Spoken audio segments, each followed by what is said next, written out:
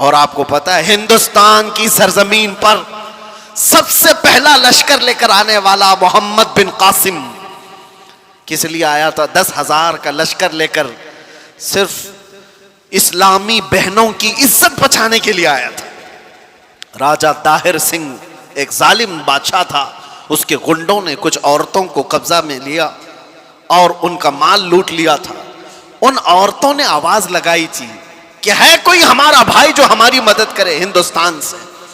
تو اس وقت کچھ عرب کے تاجر یہاں پر تجارت کے لیے آئے تھے، انہوں نے یہ معاملہ دیکھا تو واپس جا کر اس وقت گورنر جو اس وقت تھا حجاج بن یوسف، اس کے زمانے میں وہ لوگ واقعہ سنا رہے تھے، تو اسی واقعہ سنانے کے دوران دربار میں یہ نوجوان محمد بن قاسم جو بھتیجا ہے گورنر کا گزر رہا تھا، سن کر اسے بڑا شاق ہوا۔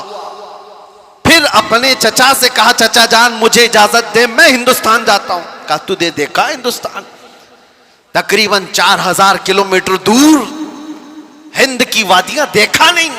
اس نے کہا اللہ کی مدد آئے گی، میں لشکر لے کر جاؤں گا۔ اور وہ آیا بھی، اور اس کے بعد راجہ طاہر سنگھ کو اس نے مخاطب کر کے کہا تھا محمد عربی کے شیر ہیں ہم، اور ہم مقابلے کے لیے آئے ہیں۔ اس کے بعد 3 دن کی لڑائی کے بعد گنڈے بھی راجہ بھی سب تتر بتر ہو گئے۔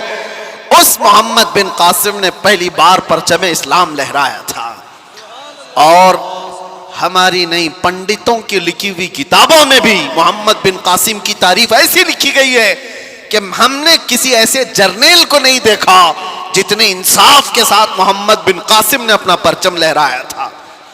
کسی پر ظلم نہیں کیا، محبتوں کے ساتھ لوگوں میں ایمان کی دعوت دی۔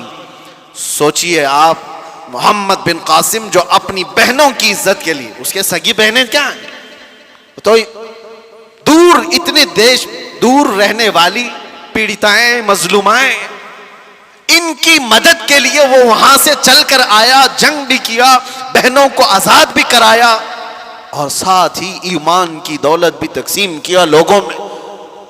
لیکن اس کا انتقال ہوا تھا محمد بن قاسم کا 21 سال کی عمر تھی۔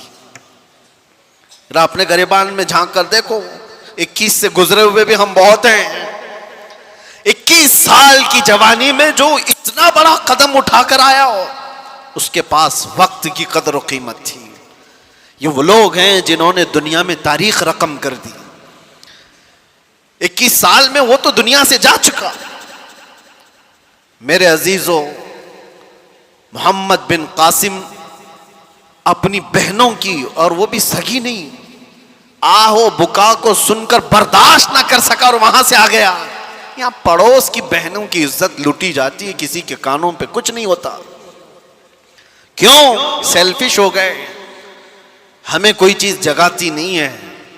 نوجوانوں، آج تو حالات یہ ہے کہ ہمیں یہ تو پتا ہوتا ہے کس کے گھر کی بیٹی بھاگ گئی، لیکن یہ نہیں پتا ہوتا کہ کس کے گھر میں بھوکا سو رہے لوگ، کس کا باپ اپنی بیٹی کی شادی کے لیے ترس رہا ہے، یہ خبر کہاں ہوتی ہے؟ نوجوانوں نے اپنی زندگیاں کس لیے رکھی ہیں؟ میں محمد بن قاسم کی بات آئی ہے تو آپ سے کہہ رہا ہوں، 21 سال کی جوانی میں تم تو آج بائک رائیڈنگ کے لیے استعمال کر لیتے ہو، اور اکثر تو ایسے کہ ان نوجوانوں نے صرف فیشن کے لیے جوانی کو استعمال کرنا شروع کیا۔